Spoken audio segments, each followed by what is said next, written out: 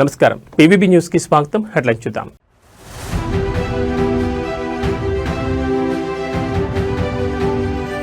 కేంద్ర జలశక్తి మంత్రితో సీఎం చంద్రబాబు భేటీ. ఏపీ ప్రాజెక్టులపై కీలక చర్చ.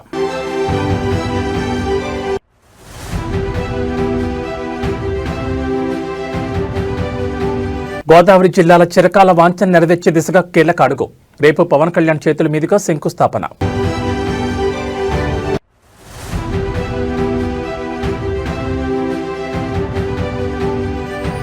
ఫోన్ ట్యాపింగ్ కేసులో big update. Prabhakar Rao custodial విచారణ పొడిగింపు.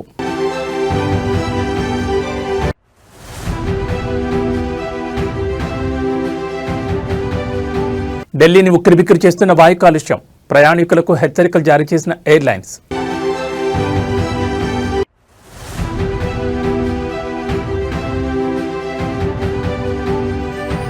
వలస విధానంపై అమెరికా అధ్యక్షుడు మరో కఠిన వైఖరి.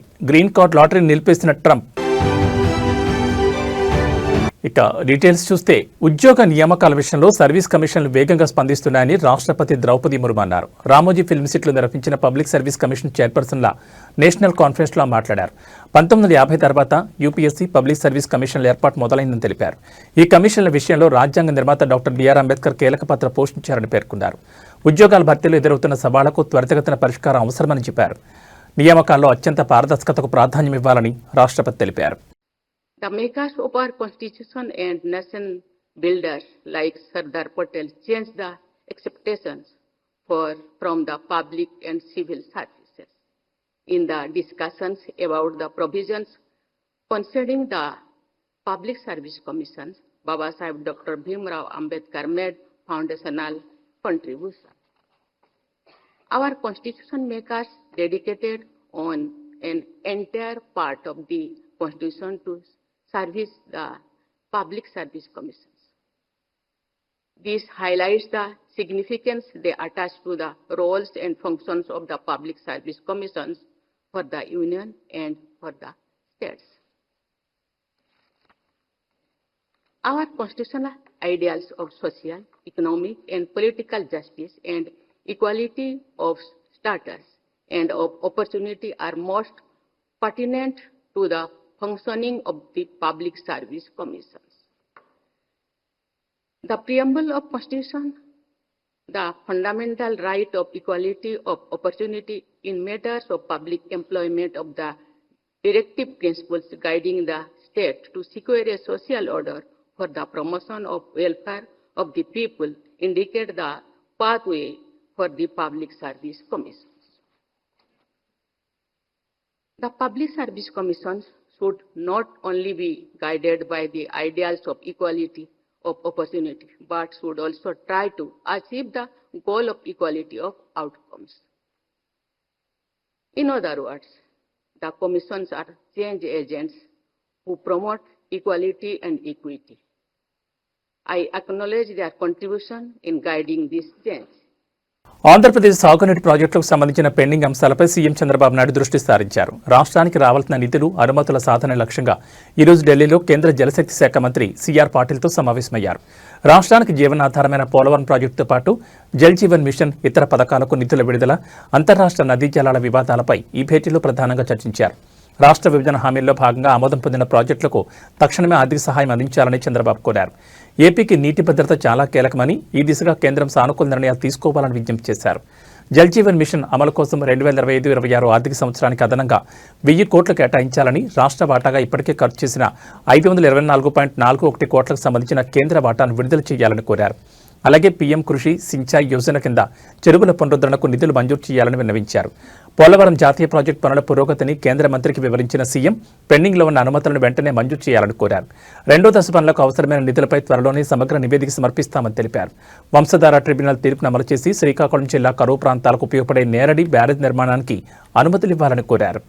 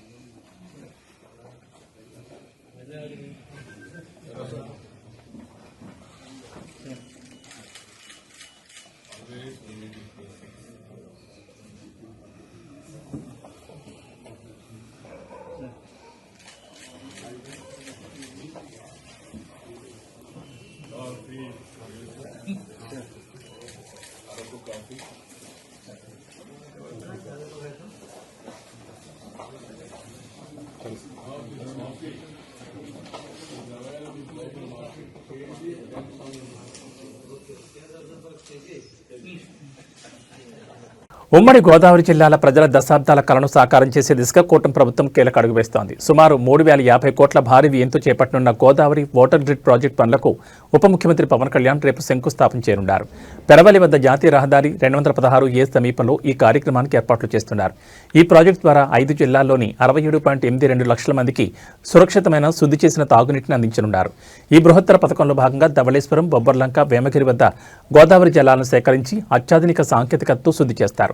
మొత్తం 2 దశల్లో ఈ పనులు చేపట్టనున్నారు. తొలి దశలో 1,650 కోట్లతో ఉమ్మడి తూర్పుగోదావరి జిల్లా పరిధిలోని 11 నియోజకవర్గాల్లో 39.64 లక్షల మందికి, రెండో దశలో 1,400 కోట్లతో ఉమ్మడి పశ్చిమ గోదావరి జిల్లా పరిధిలోని 12 నియోజకవర్గాల్లో 28.18 లక్షల మందికి తాగునీటిని అందిస్తారు. జల్ జీవన్ మిషన్ నిధులతో చేపట్టే ఈ ప్రాజెక్టును రాబోయే 2 ఏళ్లలో పూర్తి చేయాలని ప్రభుత్వం లక్ష్యంగా పెట్టుకుంది.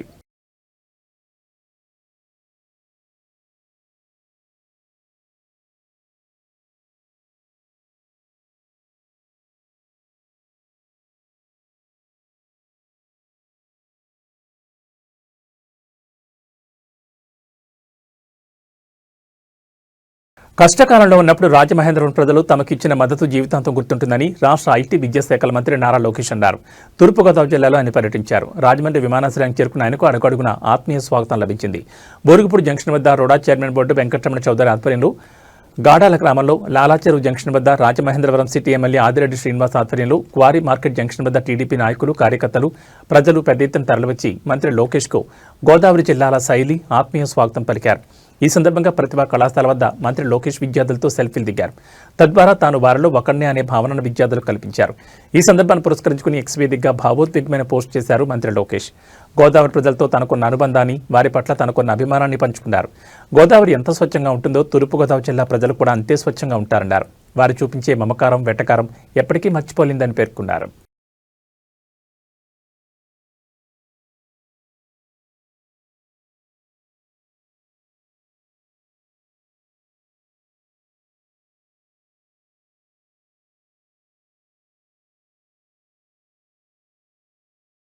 సిద్దిపేట ఎమ్మెల్యే మాజీ మంత్రి హరీష్ రావు దాతృత్వం ప్రదర్శించారు. పేద విద్యార్థిని వైద్య విద్య ఫీజు కోసం బ్యాంకులో తన స్వగృహాన్ని మార్టిగేజ్ పెట్టారు. మమత అనే అమ్మాయికి పీజీ ఎంట్రన్స్లో సీట్ రావడంతో ట్యూషన్ ఫీజులకు ఏటా 7.50 లక్షల రూపాయలు చెల్లించాలని కళాశాల యాజమాన్యం తెలిపింది. బ్యాంకు రుణం కోసం వెళ్ళగా ఏదైనా ఆస్తిని తనఖా పెడితేనే రుణం మంజూరు చేస్తామని బ్యాంకు సిబ్బంది స్పష్టం చేశారు. ఇదే విషయాన్ని విద్యార్థిని మమత తండ్రి రామచంద్రం హరీష్ రావు దృష్టికి తీసుకెళ్లారు. సిద్దిపేటలోని తన స్వగృహాన్ని బ్యాంకులో తనఖా పెట్టి 20 లక్షల ఎడ్యుకేషన్ లోన్ మంజూరు చేయించారు. హాస్టల్ ఫీజుకి ₹1,00,000 సహాయం చేశారు.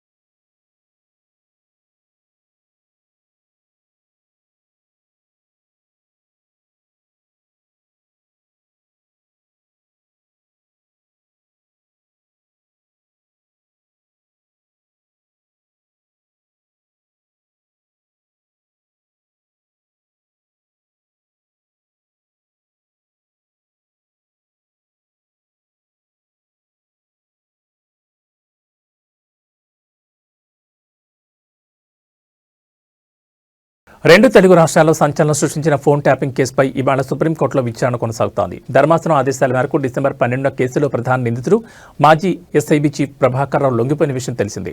ఈ మేరకు జస్టిస్ జీవీ రాఘనత్న ధర్మాసనానికి సిట్ తరపు న్యాయవాది ప్రభాకర్ రావుకు సంబంధించి వారం రోజుల కస్టోడియల్ రిపోర్ట్ను అందజేశారు.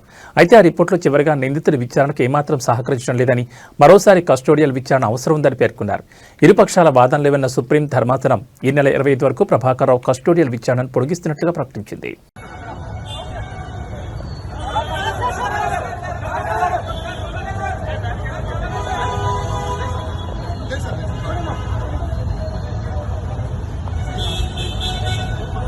వరంగల్ కార్పొరేషన్ పరిధిలోని 14వ డివిజన్లో పర్యటించిన వర్ధన్నపేట ఎమ్మెల్యే కేఆర్ నాగరాజుకు చేదు అనుభవం ఎదురైంది. ఎన్నికల సమయంలో ఇచ్చిన హామీలు, డివిజన్ అభివృద్ధిపై స్థానిక ప్రజలు ఎమ్మెల్యేను నిలదీయడంతో ఉద్రిక్తత నెలకొంది.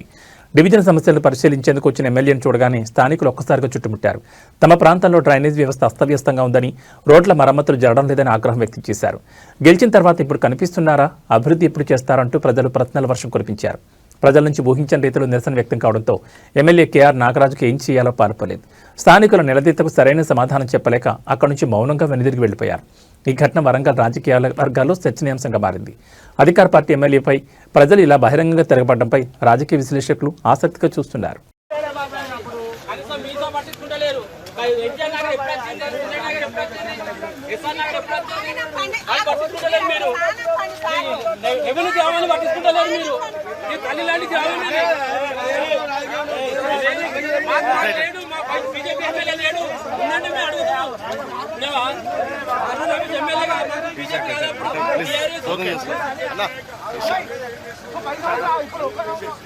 మాకు అధికారం లేదు సార్.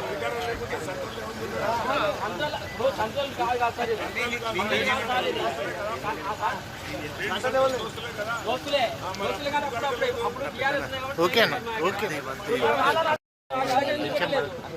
అన్న ఒకటి మా గ్రామాన్ని ఎందుకు పట్టుకుంటలేరు? మీ నాయకులు ఉన్నారు కాదన్నా, చెప్పలేరు.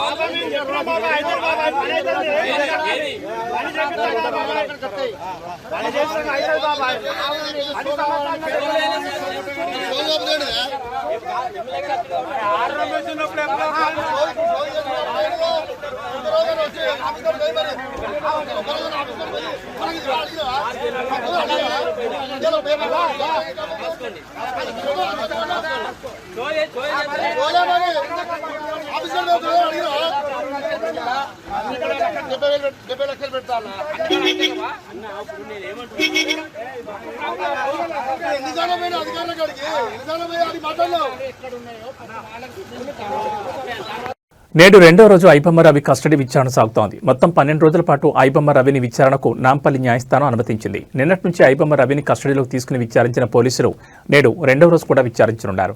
ఐబొమ్మ రవిని సైబర్ క్రైమ్ కార్యాలయంలో పోలీసులు విచారించనున్నారు. పైరసీ సినిమాలతో పాటు విదేశాల్లో ఆయన బ్యాంకు లావాదేవీలు, కరేబియన్ దీవుల్లో కార్యాలయం సిబ్బంది వివరాలతో పాటు విదేశీ నగదును ఏ బ్యాంకుల్లో దాచిపెట్టారన్న దానిపై కూడా నేడు పోలీసులు ఐబొమ్మ రవిని విచారించే అవకాశం ఉంది. దాదాపు 12 కేసులకు పైగానే ఐబొమ్మ రవిపై నమోదైన నేపథ్యంలో ఈసారి కస్టడీలో విచారణ కీలకంగా మారనుంది.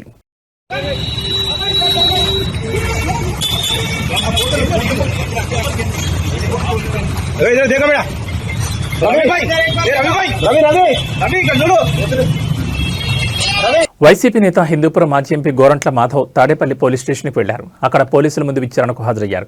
ఈ క్రమంలో పోలీసులు మాధవ్ను విచారించారు. అనంతరం సిఆర్పిసి 41A నోటీసుల నుంచి పంపించారు. కేసు విచారణకు సహకరించాలని సూచించారు. అయితే గతంలో మాజీ ఎంపీ గోరంట్ల మాధవ్ తాడేపల్లిలో మంత్రి నారా లోకేష్పై అనుచిత వ్యాఖ్యలు చేశారు. దీనిపై టీడీపీ నేతలు తాడేపల్లి పోలీస్ స్టేషన్లో ఫిర్యాదు చేశారు. వారి ఫిర్యాదు మేరకు పోలీసులు కేసు నమోదు చేశారు. వైసీపీ అధినేత వైఎస్ జగన్ రాప్తాడు పర్యటనలో పోలీసులు తగిన భద్రత కల్పించకపోవడంపై మాధవ్ ఆగ్రహం వ్యక్తం చేశారు. అదే క్రమంలో మంత్రి లోకేష్పై అనుచిత వ్యాఖ్యలు చేయడంతో అతనిపై కేసు నమోదైంది. కృష్ణా జిల్లాకు చెందిన వైసీపీ నేతను గుడివాడ పోలీసులు బెట్టింగ్కు పాల్పడుతున్నారన్న ఆరోపణలపై అరెస్ట్ చేశారు. పోలీసులు తెలిపిన వివరాల ప్రకారం కోనసాని వినోద్ గత కొంతకాలం నుంచి గుడివాడలో బెట్టింగ్ పాల్పడుతున్నట్లు ఆరోపణలున్నాయి. ఈ క్రమంలో గుడివాడ 1 టౌన్ సీఐ కొండపల్లి శ్రీనివాస్ వినోద్ను అదుపులోకి తీసుకున్నారు. అతని వద్ద నుంచి 50,000 నగదుతో పాటు సెల్ ఫోన్ స్వాధీనం చేసుకున్నట్లు పోలీసులు తెలిపారు. కోనసాని వినోద్ మాజీ మంత్రి కొడాలి నానికి అనుచరుడని తెలుస్తోంది. ఈ కోటి సంతకాలు అనేటివి ఇవి సంతకాలు కాదు, నీ ప్రభుత్వ పతనానికి పునాది రాళ్ళనేది నువ్వు గుర్తుపెట్టుకోవాలి. ఈ పునాది రాళ్లపైన నీ కూటమి పార్టీలను సమాధి చేయడానికి ఆంధ్రప్రదేశ్ ప్రజలు కంకణం కట్టుకున్నారు. యావత్ భారతదేశ చరిత్రలోనే ఎన్నడూ లేని విధంగా పేద విద్యార్థులకు వైద్య విద్యను దగ్గర చేయాలి అన్న దృఢ సంకల్పంతో మా అధినేత వైఎస్ జగన్మోహన్ రెడ్డి గారు 17 మెడికల్ కళాశాలలను తెచ్చి అందులో 5 కళాశాలలను నిర్విఘ్నంగా కంప్లీట్ చేసి ఇంకొక 2 కళాశాలలను కంప్లీట్ అయ్యే క్రమంలోనే మీకు అప్పచెప్తే ఇంకొక 10 కళాశాలలు అవి కాక ఇంకో 10 కళాశాలలు దాదాపు సగం నిర్మాణం కూడా అయిపోయింది. ఇలాంటి దశలో అత్త మీది కోపం దుత్త మీద చూపించినట్లు ఒక కోడలు నీవు జగన్మోహన్ రెడ్డి గారి పైన ఉన్న ఈర్ష్య ద్వేషము పగ ప్రతీకారంతో ఈ రోజు ఆ మెడికల్ కళాశాలలను ప్రైవేట్ పరం చేయాలి అన్న ఒపీనియన్ కు నువ్వు రావటం జరిగింది. విశాఖ హక్కు ఆంధ్రుల హక్కు అన్నట్లు ప్రైవేటు ప్రజల సొమ్మును ప్రైవేట్ పరం చేయడం అనేది నీ జన్మ హక్కుగా నువ్వు భావిస్తున్నావు. ఇది చాలా తప్పు అనేది యావత్ ఆంధ్రప్రదేశ్ ప్రజలంతా కూడా ముక్త కంఠంతో దీన్ని ఎదిరిస్తున్నారు. దీన్ని మీరు గుర్తు చేసుకోవాలి. అయ్యా, మీరు ఒక మెడికల్ కళాశాలకు భూమిని ప్రభుత్వం ఇచ్చింది, బిల్డింగ్లను ప్రభుత్వం కట్టింది, అందులో స్టాఫ్ ప్రభుత్వం నియమించింది, వారికి జీతాలను కూడా ప్రభుత్వమే ఇస్తే దాన్ని తీసుకుని పోయి అత్త సొమ్మును అల్లుడు దానం చేసినట్లు ఆ మెడికల్ కళాశాలలను నీ బినామీలకు దాన్ని నన్ను తెగ నమ్ముకుంటున్నావు. ఇది ప్రజలందరూ కూడా గమనిస్తున్నారు. నువ్వు ఇది జాగ్రత్తగా నువ్వు మైండ్లో పెట్టుకోవాలనేది కూడా నేను తెలియజేస్తున్నాను. అదే కాకుండా ఆ మెడికల్ కళాశాల టీటీడీ పరకామణి చోరీ కేసుపై దాఖలైన పిటిషన్ను ఆంధ్రప్రదేశ్ హైకోర్టు విచారించింది. ఈ సందర్భంగా స్వామివారి కానుకల లెక్కింపులో పారదర్శకత తప్పనిసరని న్యాయస్థానం స్పష్టం చేసింది. భక్తులు సమర్పించే ప్రతి పైసా లెక్క సరిగా ఉండాలని, దొంగతనాలు మోసాలు జరగకుండా చూసే పూర్తి బాధ్యత టీటీడీ బోర్డుపై ఉందని హైకోర్టు వ్యాఖ్యానించింది. ఈ వ్యవహారంలో గత విచారణలో పరకామణి లెక్కింపు వ్యవహారంపై సలహాలు ఇవ్వమన్న విషయాన్ని గుర్తు చేస్తూ ఈసారి టీటీడీ స్టాండింగ్ కౌన్సిల్ను కోర్టు ప్రశ్నించింది. పరకామణి లెక్కింపులు ఇప్పటికీ సంప్రదాయ పద్ధతిలో కొనసాగుతున్నాయా? ఆధునిక సాంకేతికత వినియోగంపై ఎందుకు దృష్టి పెట్టడం లేదని న్యాయస్థానం నిలదీసింది. భక్తుల మనోభావాలకు సంబంధించిన అంశాల్లో ఏ చిన్న లోపం జరిగినా తీవ్ర ప్రభావం ఉంటుందని హైకోర్టు పేర్కొంది. అందుకే టీటీడీలో స్వామివారి కానుక లెక్కింపులో ఏఐ టెక్నాలజీ, కంప్యూటర్లు, డిజిటల్ రికార్డింగ్ వ్యవస్థలు వినియోగించాలని ఆదేశించింది. లెక్కింపు, పర్యవేక్షణ, రికార్డుల భద్రత అన్ని ఆధునిక సాంకేతికతను జరగాలని స్పష్టం చేసింది. ఈ కేసుకు సంబంధించి ఇప్పటికే 2025 అక్టోబర్ 27న జరిగిన ఘటనపై విచారణకు ఆదేశాలు జారీ చేసినట్లు కోర్టు గుర్తు చేసింది. ఈ నేపథ్యంలో వెంటనే ఒక సమగ్ర ముసాయిదా రూపొందించి 2 వారాల్లోగా నివేదిక సమర్పించాలని టీటీడీ బోర్డును ఆదేశించింది. అలాగే ప్లాన్ బీపై కూడా 8 వారాల్లోగా ప్రత్యేక నివేదిక ఇవ్వాలని స్పష్టం చేసింది.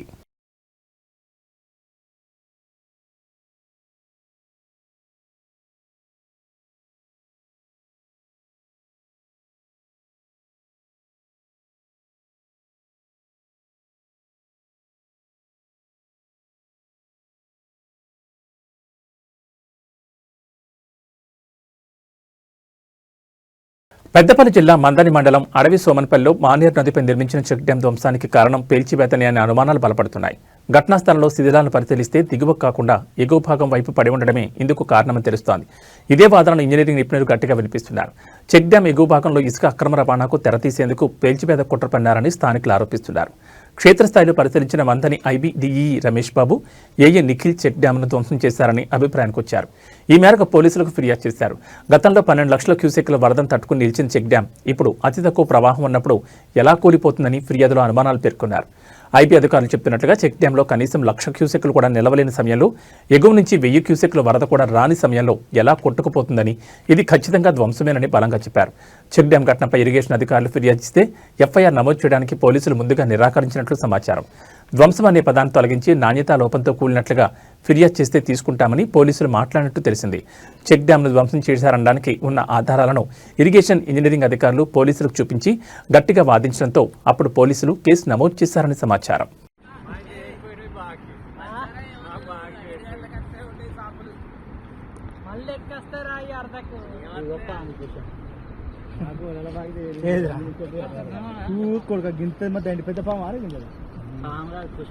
అదే కానీ కూసాం నాగబాబు కూసాం అది అలా పోయినట్టు పోయింది పావున్నది అలానే ఉండవచ్చు. హైదరాబాద్లో 2007 ఆగస్టు 25న లుంబిని పార్క్ గోకుల్చాట్లో జరిగిన జంట బాంబు పేలుళ్ల కేసులో తెలంగాణ హైకోర్టులో విచారణ కొనసాగుతోంది. ఈ దాడుల్లో 42 మంది మరణించగా 50కి పైగా గాయపడిన విషయం తెలిసిందే. ఇండియన్ ముజాహిద్దీన్ ఉగ్రవాదులు ఈ పేలుళ్లకు పాల్పడినట్లుగా విచారణలో తేలింది. ఎన్ఐఏ స్పెషల్ కోర్టు 2018లో ఇద్దరు నిందితులకు మరణశిక్ష విధించింది. అయితే ఆ తీర్పును సవాల్ చేస్తూ నిందితులు హైకోర్టులో అప్పీల్ పిటిషన్ దాఖలు చేశారు. తమకు మరణశిక్షను రద్దు చేయాలని, లేని పక్షంలో జీవిత ఖైదుగా మార్చాలని వారు ఆ పిటిషన్లో పేర్కొన్నారు. ఇవాళ జరిగిన విచారణలో భాగంగా హైకోర్టు డివిజన్ బెంచ్ నిందితుల మానసిక ప్రవర్తన, ఆరోగ్య పరిస్థితులు, పశ్చాత్తాప ధోరణిని పరిశీలించేందుకు ఇద్దరు మిటిగేషన్ ఇన్వెస్టిగేటర్లను నియమించింది. ఈ మిటిగేటర్లు జైల్లో ఉన్న నిందితులతో మాట్లాడి వారి మనస్తత్వ పరిస్థితి, ఆరోగ్యం మరియు సంస్కరణ అవకాశాలపై నివేదిక సమర్పించనున్నారు. అదేవిధంగా కేసును మరో బెంచ్కు బదిలీ చేయాలని నిందితులు చేసిన అభ్యర్థనను హైకోర్టు తోసిపుచ్చింది. విచారణ ఇదే బెంచ్లో కొనసాగుతుందని స్పష్టం చేసింది. కాగా కేసులో ప్రధాన నిందితులు రియాజ్ భట్కల్ వంటి వారు ఇంకా పరారీలో ఉన్న విషయం తెలిసిందే.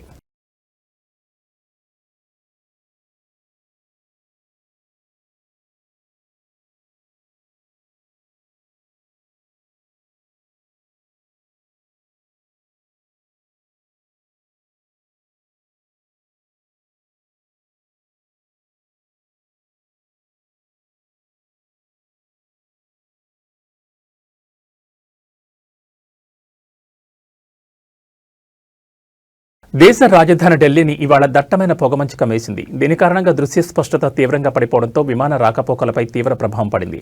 ఢిల్లీ విమానాశ్రయంలో ఒకే రోజు 152 విమానాలు రద్దు చేసినట్లు అధికారులు ప్రకటించారు. రద్దయిన వాటిలో 79 ఇతర గమ్యస్థానాలకు వెళ్లి ఉంటే 73 నగరానికి వచ్చే ఉన్నాయి. ప్రస్తుతం ఢిల్లీ ఎయిర్పోర్ట్ క్యాట్ నిబంధనల కింద పనిచేస్తోంది. దీంతో అనేక విమానాలు ఆలస్యంగా నడుస్తున్నాయి. ప్రయాణికులు తమ విమాన సర్వీసుల సమాచారం కోసం సంబంధిత ఎయిర్లైన్స్ను సంప్రదించాలని ఎయిర్పోర్ట్ అధికారులు ఎక్స్ ద్వారా సూచించారు. ఇండిగో, ఎయిర్ ఇండియా వంటి పలు విమానయాన సంస్థలు కూడా వాతావరణం కారణంగా సర్వీసులకు అంతరాయం కలగొచ్చని ప్రయాణికులకు హెచ్చరికలు జారీ చేశాయి. పొగమంచుతో పాటు వాయు కాలుష్యం కూడా ఢిల్లీని ఉక్కిరిబిక్కిరి చేస్తోంది. గాలి నాణ్యత సూచి 380కి పడిపోయింది. ఢిల్లీ ఎన్సీఆర్ పరిధిలోని నోయిడా, గజియాబాద్లలో దృశ్య స్పష్టత 100 మీటర్ల కంటే తక్కువగా నమోదైంది. దీంతో భారత వాతావరణ శాఖ నగరానికి ఎల్లో అలర్ట్ జారీ చేసింది. ఇదే తరహా పరిస్థితి ఉత్తరప్రదేశ్లోనూ నెలకొంది. అక్కడ కూడా రానున్న 2 రోజులకు పొగమంచు హెచ్చరికలు జారీ చేశారు. రోడ్డు ప్రమాదాలు నివారించేందుకు వాహనాల వేగాన్ని నియంత్రించాలని సీఎం యోగి ఆదిత్యనాథ్ అధికారులను ఆదేశించారు. రేపు కాస్త ఉపశమనం లభించినా అది సోమవారాల్లో మళ్లీ దట్టమైన పొగమంచు ఏర్పడుతుందని ఐఎండీ అంచనా వేస్తోంది.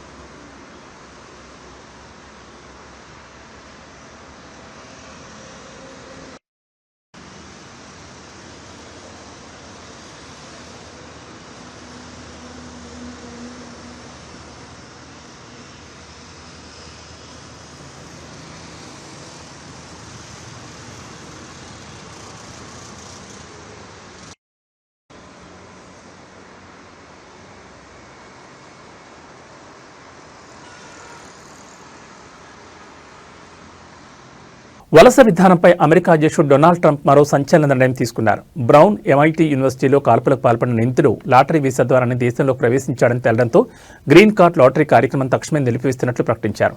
ట్రంప్ ఆదేశాల మేరకు United states citizenship and immigration services ఈ కార్యక్రమం నిలిపివేయాలని ఆదేశించినట్లు homeland security secretary Christie నోమ్ social media platform ఎక్స్లో తెలిపారు.